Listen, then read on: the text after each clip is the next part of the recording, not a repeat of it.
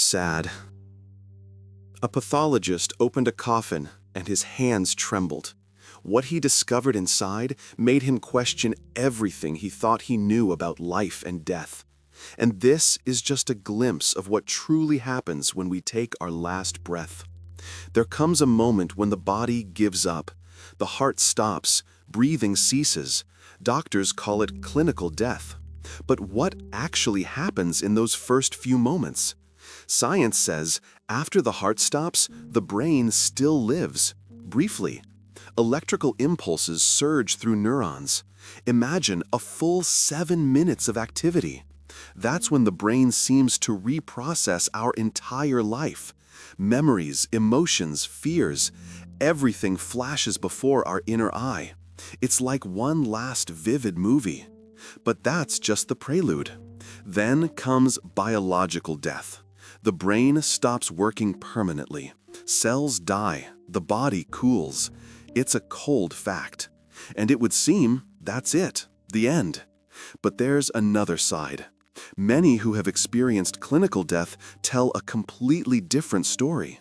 They speak of a bright light, a sense of peace, of meeting loved ones. Science can't yet explain these phenomena.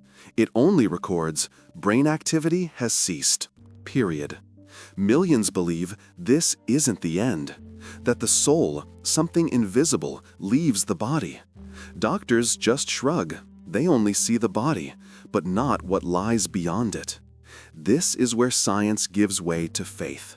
Here begins the territory of the unknown, a place where we ask ourselves the ultimate question: what's there beyond the final curtain? And are we ready to face it? What if thousands of people who have experienced clinical death tell the same story? A story that doesn't fit into any scientific theory? And what if these voices from the other side can change your life right now? When a person comes back from the dead, their words can be shocking. Thousands of stories collected worldwide paint an amazing picture. People who have had near-death experiences often describe the same thing. It's not just coincidence, it's a pattern. First, a feeling of leaving the body. They saw themselves from the outside, the doctors, the hustle and bustle around them, heard conversations that were later confirmed. It's something more than just a dream. Then, a flight through a dark tunnel, towards a bright but not blinding light. There, they were met by long-deceased loved ones, radiating love and peace. Or some kind of luminous beings, wise and kind. The feeling was incredible, complete peace, all-encompassing love that permeated every cell. No pain, no fear. Many were shown their whole life like a film. They saw their mistakes, their good deeds, and understood every action matters. But the most striking thing is their unwillingness to return. They felt at home, in a place of incredible happiness. But some force, sometimes a voice, said, "It's not your time yet." And they came back, with a new outlook on life. The fear of death disappeared, dissolving into memories of peace. Priorities changed dramatically. Money, fame, career, all this became empty. Love, kindness, helping others, searching for meaning became important.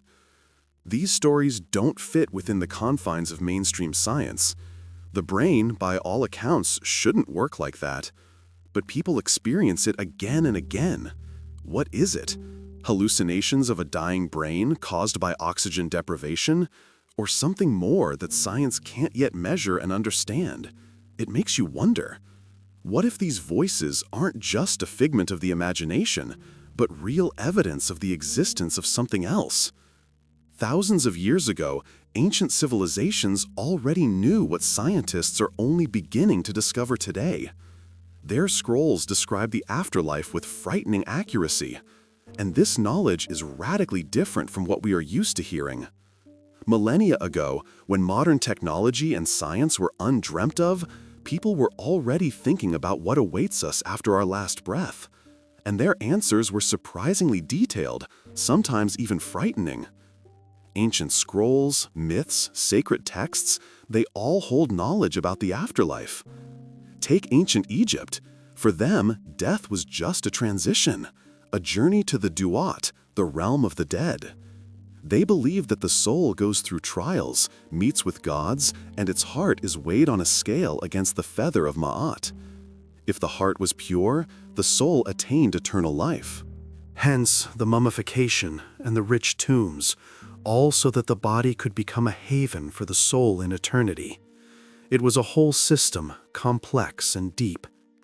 In ancient Greece, things were different. Hades was a dark, underground realm where souls wandered as shadows. No bright light, no joyful encounters. But philosophers, like Plato, were already talking about the immortality of the soul, about its separation from the body. They believed that the soul is a part of the divine, which after death returns to its source. In the East, in India, the ideas of reincarnation originated. Buddhism and Hinduism state death is not the end, but only rebirth. The soul leaves one body and enters another, based on karma, that is, on all our actions in this life. The goal is to break out of this endless cycle of rebirths, to reach nirvana or moksha, complete liberation. These ancient beliefs aren't just fairy tales. They shaped entire civilizations, gave meaning to life and death. They offered hope, but also demanded responsibility. Interestingly, many of these ideas, which seem fantastic, are surprisingly echoed in the stories of those who returned from the dead. Maybe the ancients knew something more than we can imagine?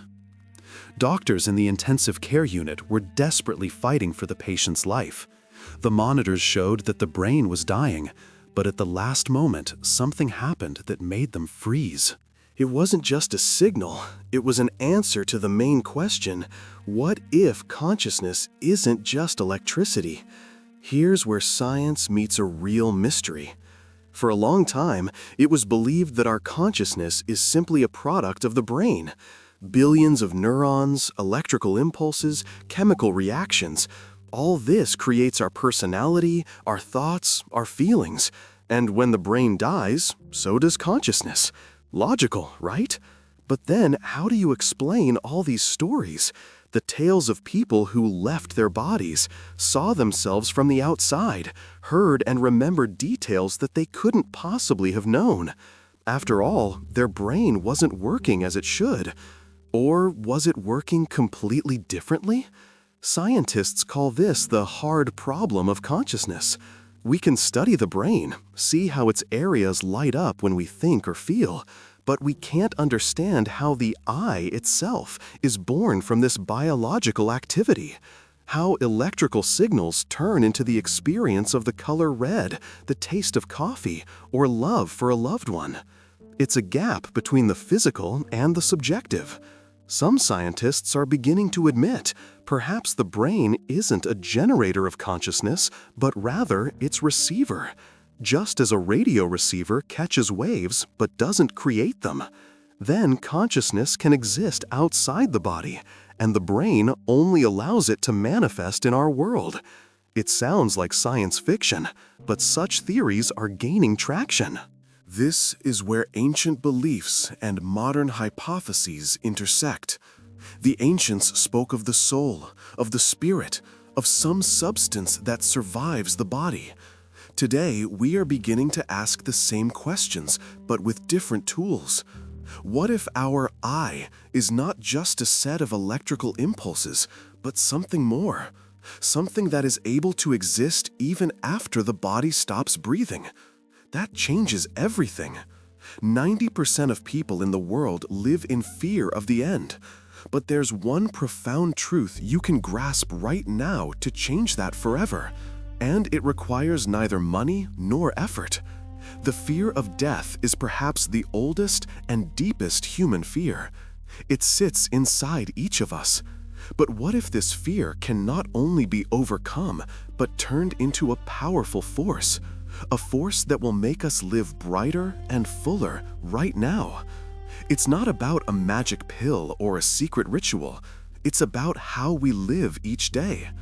If life is filled with meaning, if we follow our heart, if we build genuine relationships, then the inevitable end is perceived completely differently. Think about it. Most people are afraid not of death itself, but of the burden of regrets. Regrets about unspoken words, about undone deeds, about unrealized dreams. It's a heavy baggage that we carry, and it presses down, taking away our strength. So what does it mean to prepare your soul? It means stop putting life off until later. Learn to forgive yourself and others. Be truly grateful for every sunrise, for every breath. Seek your own path, not someone else's. When we live consciously, every day becomes a gift. We learn to accept the inevitable. Death ceases to be a terrible final end. It becomes only a natural part of a huge cycle. That doesn't mean there won't be sadness or grief, but that paralyzing fear that held us back will simply go away. An ancient sage said, "Death is not the opposite of life. It's an integral part of it." If we can understand and accept this profound truth, then each of our remaining days will be filled with new, incredible power. We'll stop being afraid and finally start truly living. This is the most important preparation of the soul. This is true freedom. We've only just begun to delve into the depths of the unknown. In the next video, I'll reveal secrets that 99% of people will never know. Hit subscribe to the Mysteries of the Spirit channel so you don't miss it, and give it a like if you're ready for more.